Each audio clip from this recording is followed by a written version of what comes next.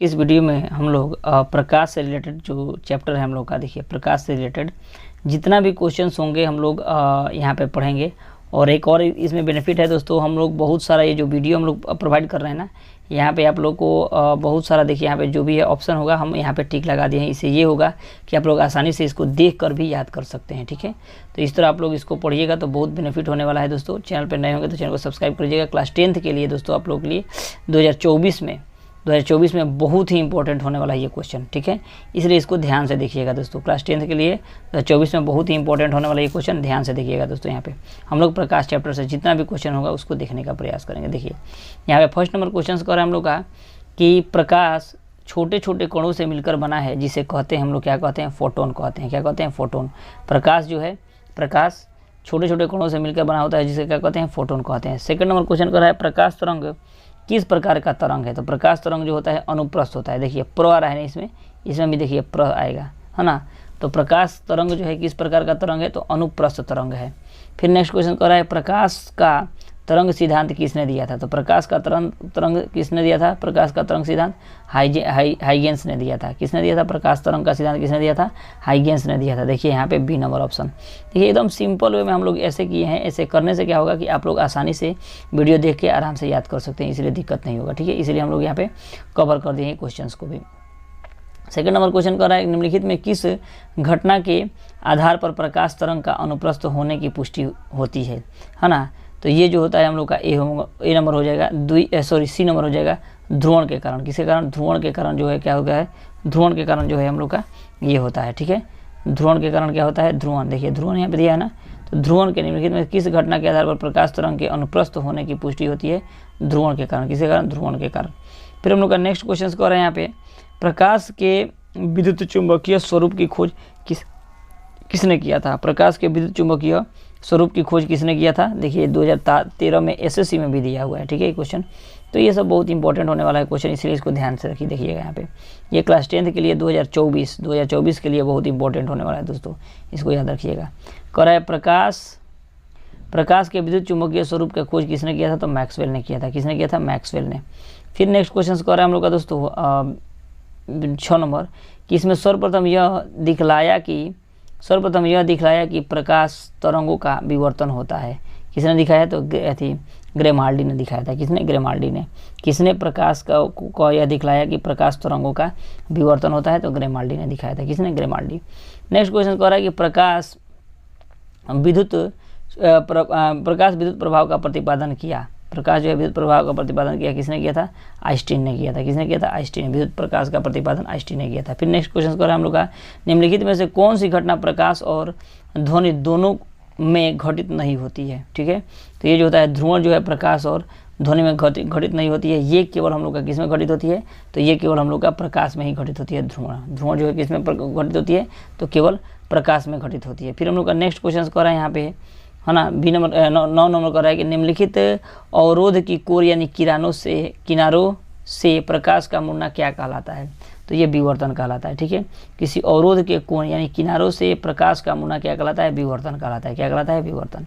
Next कह रहा है दोस्तों निम्नलिखित में से कौन सा सिद्धांत प्रकाश के तरंग प्रकृति की पुष्टि करता है। प्रकाश के तरंग की पुष्टि कौन करता है, तो व्यतिकरण का सिद्धांत जो है प्रकाश की पुष्टि करता है ये, ठीक है। फिर हम लोग का नेक्स्ट क्वेश्चन कह रहा है दोस्तों 11 नंबर कह रहा है कि प्रकाश विकिरण की प्रकृति होती है। प्रकाश विकिरण की प्रकृति क्या होती है, तो ये हो जाएगा हम लोग का सी नंबर, प्रकाश एवं कोण दोनों के समान। प्रकाश विकिरण की प्रकृति होती है, तरंग एवं कोण दोनों के समान होती है, ठीक है। फिर हम लोग का नेक्स्ट क्वेश्चन कह रहा है दोस्तों 12 नंबर क्वेश्चन कह रहा है कि प्रकाश के चिकने पृष्ठ से टकराकर वापस लौटने की घटना को कहते हैं।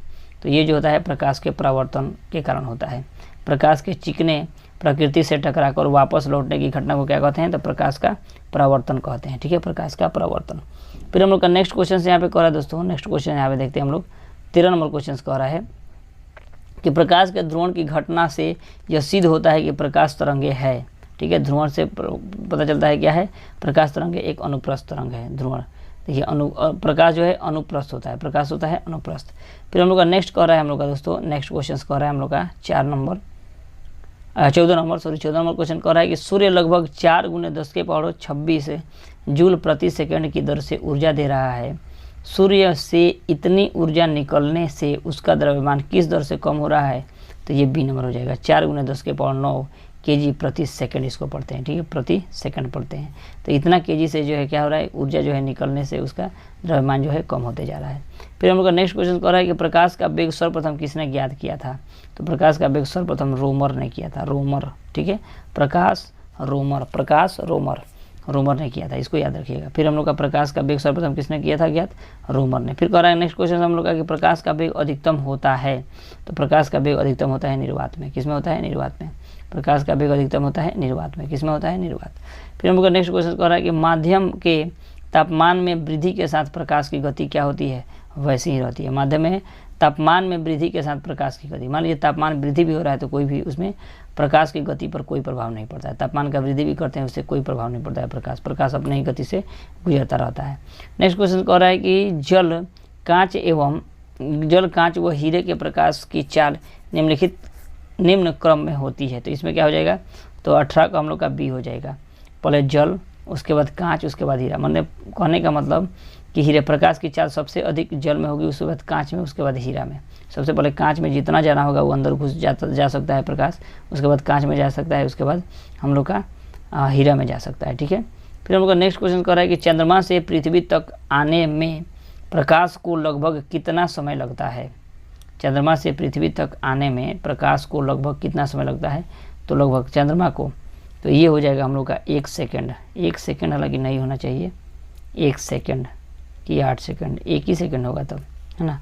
फिर हम लोग का नेक्स्ट क्वेश्चन कर रहा है कि सूर्य का प्रकाश हमारे आसपास कितने समय में पहुंचता है, तो सूर्य का प्रकाश तो हम लोग का 8 मिनट में पहुंचता है। कितना, 8 मिनट में, 8 मिनट 22 सेकंड में, तो हम लोग 8 मिनट 22 सेकंड, तो हम लोग 8 मिनट ही लेंगे, लेकिन इसका 1 सेकंड होगा, 1 सेकंड होगा, ठीक है। इसका नेक्स्ट क्वेश्चन कर रहे हैं हम लोग का कि प्रकाश का वेग है, तो 3 × 10⁸ मीटर प्रति सेकंड है, ठीक है। देखिए ऑप्शन हम लोग यहाँ पे लगा भी दिए हैं, आप लोग आसानी से इसको पढ़ सकते हैं, याद कर सकते हैं, इसलिए इसको लगा दिया गया है। फिर कह रहा है कि सूर्य ग्रहण के समय सूर्य का कौन सा भाग दिखाई देता है, तो सूर्य का किरीट यानी कोरोना दिखाई देता है। सूर्य ग्रहण के समय सूर्य का कौन सा भाग दिखाई देता है, तो किरीट यानी कोरोना दिखाई देता है। नेक्स्ट क्वेश्चन कह रहा है कि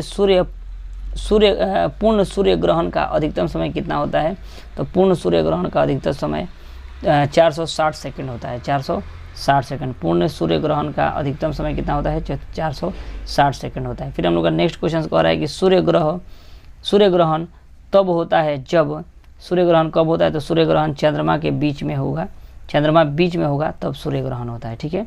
सूर्य ग्रहण जब चंद्रमा बीच में होता है तब होता है। फिर हम लोग का कहता है चंद्र ग्रहण कब घटित होता है, तो चंद्र ग्रहण जो है हम लोग का कब घटित होता है, तो ये जो है हम लोग का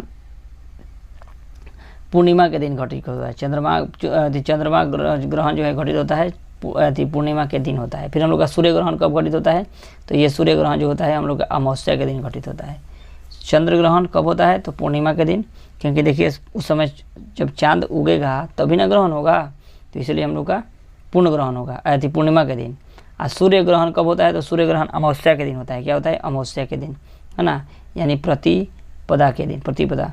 नेक्स्ट क्वेश्चन कह रहा है हम लोग का कि एक कटा हुआ हीरा क्यों जगमगाता है, तो वो जो होता है जगमगाता है क्योंकि उसमें पूर्ण आंतरिक परावर्तन के कारण जो होता है कटा हुआ हीरा जगमगाता है। एक कटा हुआ हीरा क्यों जगमगाता है, तो पूर्ण आंतरिक परावर्तन के कारण, ठीक है। फिर हम लोग का नेक्स्ट क्वेश्चन कह रहा है कि पानी से भरे किसी बर्तन में पड़ा एक सिक्का किस कारण थोड़ा सा उठा हुआ प्रतीत होता है, तो ये प्रकाश के अपवर्तन के कारण, प्रकाश के अपवर्तन के कारण जो होता है क्या होता है, थोड़ा सा शीशा थोड़ा सा भी है जो ये सिक्का जो है क्या होता है उठा हुआ प्रतीत होता है। फिर हम लोग का नेक्स्ट क्वेश्चन कर रहा है कि पानी में लटक कर बैठे हुए व्यक्ति का उसका पैर मुड़ा हुआ और छोटा दिखाई पड़ता है, ये किसके कारण, तो अपवर्तन के कारण होता है। अपवर्तन का हम लोग का नियम, अपवर्तन का ये हम लोग का डिफिनीशन क्या है, तो जब प्रकाश एक माध्यम से दूसरे माध्यम में जाता है तो दूसरे माध्यम में प्रवेश करते समय उसके दिशा में परिवर्तन हो जाता है, इसे प्रकाश का अपवर्तन कहते हैं। और अपवर्तन के कारण ही कोई भी चीज़ हमेशा मुड़ा हुआ या उठा हुआ प्रतीत होता है या टेढ़ा हुआ प्रतीत होता है, इसको याद रखिएगा, ठीक है।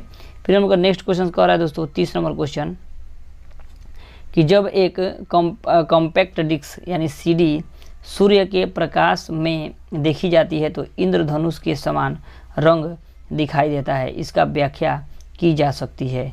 तो 30 नंबर का हो जाएगा दोस्तों हम लोग का 30 का क्या हो जाएगा हम लोग का, देखिए 30 का हम लोग का डी नंबर हो जाएगा, 30 का डी नंबर ऑप्शन अपवर्तन है ना, अपवर्तनांक, विवर्तन तथा पारगम्यता के परिघटना के कारण जो होता है क्या होता है, सीडी डिस्क, जो हम लोग का सीडी डिस्क पर आता था ना, सीडी का डिस्क जो आता था कैसेट है ना, वह एकदम इंद्रधनुष के समान ही दिखाई देता था। फिर हम लोग का नेक्स्ट क्वेश्चन कह रहा है हम लोग का 31 नंबर का कि जल के अंदर पड़ी हुई मछली किस कारण से अपनी वास्तविक गहराई से कुछ ऊपर उठी हुई दिखाई पड़ती है। तो ये भी हो जाएगा हम लोग का अपवर्तन के कारण। बोले ना, जब भी टेढ़ा मेढ़ा का बात होगा या एक स्थान से दूसरे जगह थोड़ा सा उठा हुआ प्रतीत होगा तो ये सभी हम लोग को अपवर्तन के कारण होता है। ठीक है, अपवर्तन के कारण। फिर हम लोग का नेक्स्ट क्वेश्चन कह रहा है कि जल के अंदर मौजूद व्यक्ति किस कारण से जल की सतह से ऊपर की वस्तु के वास्तविक स्थिति की अपेक्षा अधिक ऊंचाई प्रतीत होती है। तो यह भी किसके, अपवर्तन के कारण है ना, अपवर्तन के कारण, एकदम याद रखिएगा, सिंपल। फिर हम लोग का नेक्स्ट क्वेश्चन कह रहा है कि पानी में डूबी हुई लकड़ी मुड़ी हुई दिखाई देती है ना, मुड़ी हुई दिखाई देती है, निम्नलिखित कारण से ऐसा प्रतिभासित होता है। तो इसका हो जाएगा हम लोग का सी नंबर, प्रकाश के अपवर्तन के कारण। ठीक है, तो यही